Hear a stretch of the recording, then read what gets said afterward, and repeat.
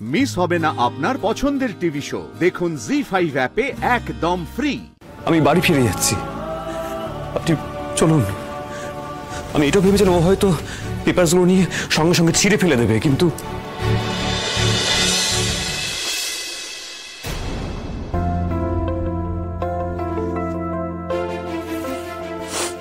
কি হয়েছে বাবু, এত দেরি হলো? তোমার কই গেছে? আরে আমরা বন্ধুরা মিলে সিনেমা দেখতে গেছিলাম তো। কি কইতেছো? তাই নাকি? হ্যাঁ, তো যাই তো, মাঝে মধ্যে যাই আমরা। এ বাবা, তুমি আমার কও না কেন গো? আমি কি সুন্দর তোমার লগে সিনেমা দেখতে যাইতাম। সত্যি তুই যেতিস? আমার না খুব ইচ্ছা আছে, জানো তো।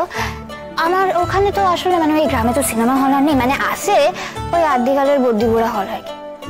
এই কলকাতায় শুনছি না ঝা চকচকে মাল্টিপ্লেক্স হল। আমার না খুব ইচ্ছা, জানো তো, দেখানোর।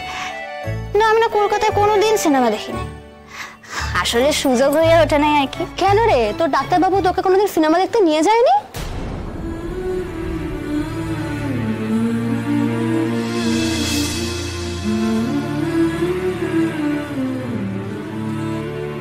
ধানসিরি, সরি।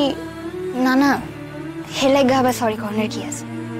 দেখো, এটা তো একখান অভ্যাস, এটা তো আর একদিনে বদলানো যাইব না, তাই না? সময় লাগবে। ও এই দেখ, দেখেছিস, ভুলেই গেছি আমি। দাঁড়া 1 মিনিট। এই দেখ, আসার সময় নিয়ে এসেছিলাম। তুই কলকাতার ফুচকা খেয়েছিস তো, নাকি সেটাও খাওয়া হয়নি?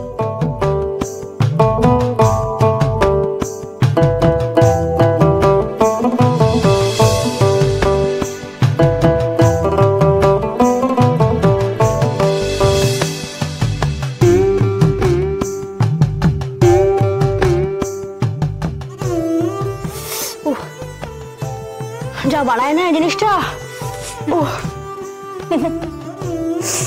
তুই হাসছিস? ওই তো না, জানো তো, এটাও খাওয়ানো হইতো যদি আমি জোর না করতাম। জানো তো, এই যে ডাক্তারিতে ভর্তি হওয়ার আগে যে এক্সাম খান হয়েছিল না, সেদিন আমি প্রথমবার খাইছিলাম। আমি আর ডাক্তারবাবু। ডাক্তারবাবু তো ঝাল খাইতে পারে না, কিন্তু আমি না বেশ ঝাল খাই। আর উনি সেই দিন ঝাল খাইয়া কি করছেন জানো? ওনার তো পুরো চোখ না ফুট দিয়ে জল বাইর হয়ে গেছিল। এবার আমি ওনার কইছি এতখানিও ঝাল দেওয়ান হয় না, উনি আমার বাঙাল কইলেন, ব্যাস লাগা গেল ঝামেলা।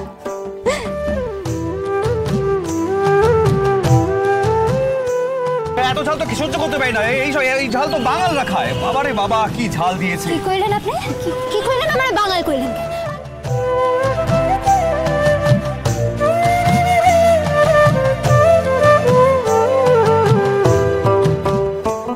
তারপর কি হয়েছে জানো তো? উনি একদিন আমার উপর রাগ করে নিজে থেকে ঝাল খাইছেন। উনি মনে করছেন ঝাল খাইলে নাকি ওনার আমার কথা মনে পড়বে না, এর লেগে উনি ঝাল খাইতে গেছেন। উনি এই কথা কেন মানে নিজে কইছেন জানো? তোকে ভোলার চেষ্টায় ঝাল খেয়েছিলেন?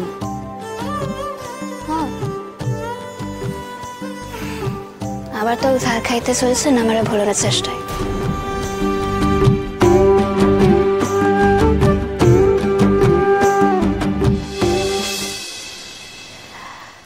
দাঁতো দেখি।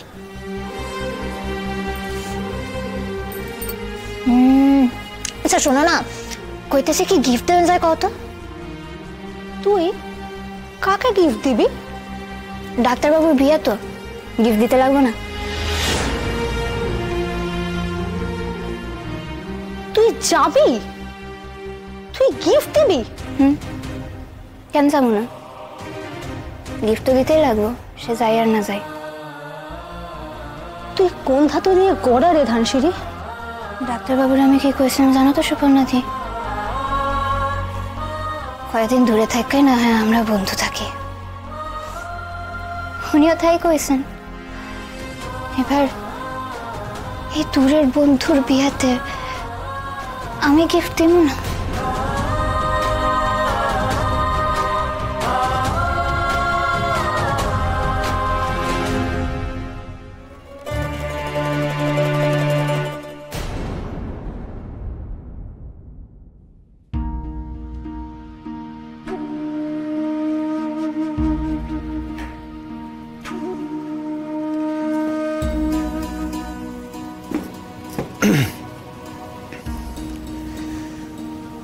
তুমি একটা কথা জিজ্ঞেস করবো মা?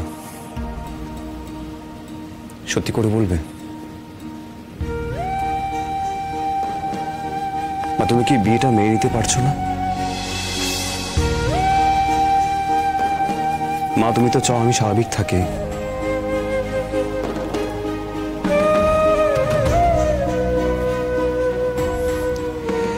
আমি চেষ্টা করছি মা, কিন্তু মা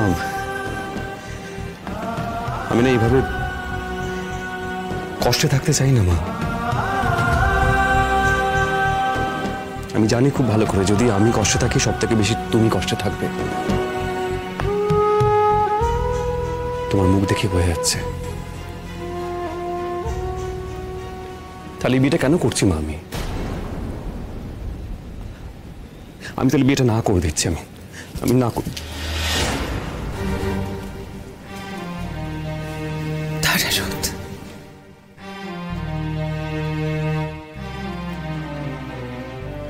দেখ, আমি তোর মা। তোর বিয়েতে তো আমি হ্যাঁ বলেছি। তুই শুধু একটা কথা মনে রাখিস সবসময়, তোর সুখেই আমার সুখ, তোর আনন্দেই আমার আনন্দ। মা, তুমি যদি এইভাবে দূরে দূরে থাকো আমি কি করে আনন্দ থাকবো বলো তো মা? হ্যাঁ, আমি নতুন করে কেন জীবনটা শুরু করতে চাইছি তুমি তো সেটা খুব ভালো করে জানো। তুমি তো সবটা নিজের চোখেই দেখেছো মা। আমি তো কম চেষ্টা করলাম না বলো? জানো তো মা, যেদিন ডিভোর্সের কাগজটা নিয়ে গেছিলাম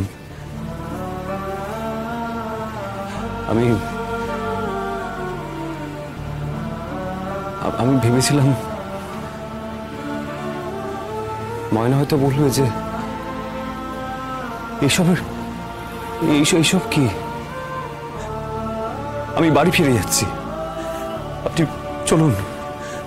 আমি এটা ভেবেছিলাম ও হয়তো পেপারসগুলো নিয়ে সঙ্গে সঙ্গে ছিঁড়ে ফেলে দেবে, কিন্তু না মা,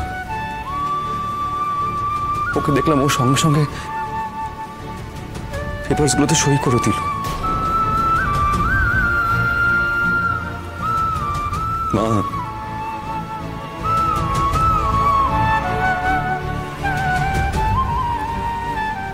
ও যদি নিজের মতন জীবন কাটাতে চায় আমরা কেন ওকে আটকাবো বলো?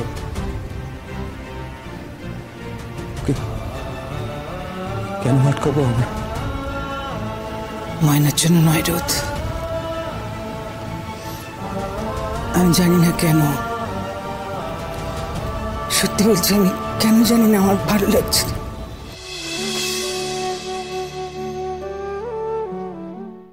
জি5 ডাউনলোড করুন আর সব এপিসোড দেখুন একদম ফ্রি।